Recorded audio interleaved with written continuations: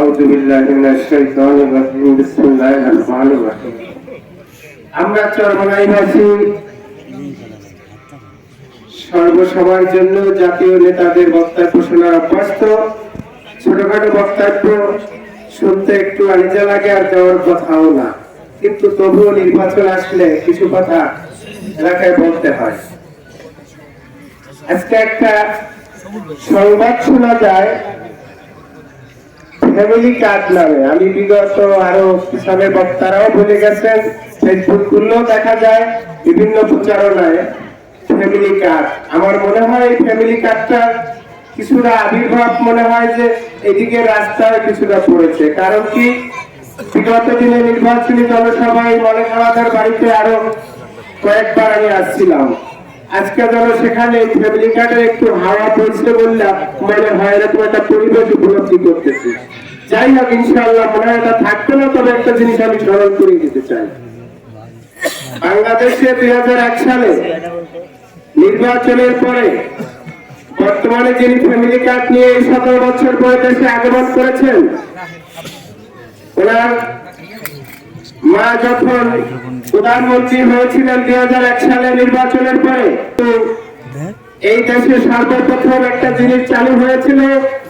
আমরা মনে হয় অনেকেই 2000 সালের আগে যারা জন্মগ্রহণ করেছি তা আমরা অনেকে অবগত।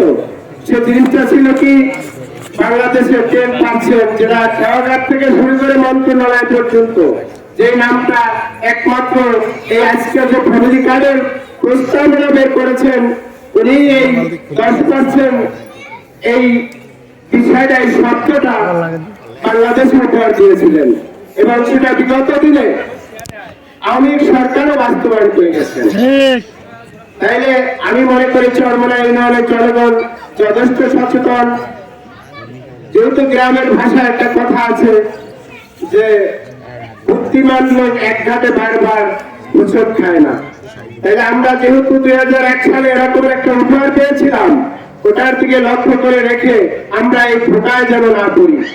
আসলে অল্প একটু কথা না বললেই নয়, আমাদের যে হাত পাকার প্রতিদ্বন্দ্বী প্রার্থী আছেন এখন বরিশালে, আপনারা জানেন একসময় সংসদে হয়তো বা কোনো না কোনো জেলার এক ভদ্রলোক বলছিলেন যে মাননীয় ব্রিজ, আমি একটা স্পিকার চাই। এখন যদি ভুল করে যদি উনি চরমোনাই এই বরিশালের প্রার্থী মুজিবুর রহমান সরোয়ার সাহেব যদি সংসদে এরকম বরিশালবাসীর জন্য একটা ভুল করেও কিছু চেয়ে থাকতেন, তাহলে আমরা কিন্তু বরিশালবাসী মনে করতে পারতাম যে চাইতে চেয়েছিল কিন্তু ভুল হয়ে গেছে।